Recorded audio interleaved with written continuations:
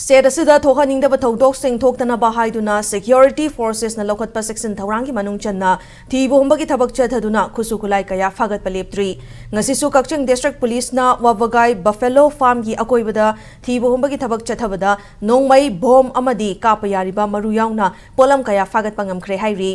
Police agi fangba paw amagi matung inna ngasi ayupung mga taba adwaida Kakching District Police ki SP TH Bikramjit ki meeting makhada Kakching District Commando gi OC Subedar S Birla na command tauba Kakching Police Station amadi Kakching District Commando gi apunba team amana wabagai Buffalo Farm gi akoibada thibu humbagi thabak chathaki Thibu humbadуда insas rifle ama magazine yauba country mat 9mm pistol ama carbine magazine ahum 36 number gi hand grenade ahum 9mm gi kapayariba maru mari kapthokraba insas rifle gi cartridge mari kapthokraba AK rifle gi cartridge tara tear smoke grenade ani tear smoke cell mari baufeng handset ama BP cover ama yauna polam khara fagat pangamki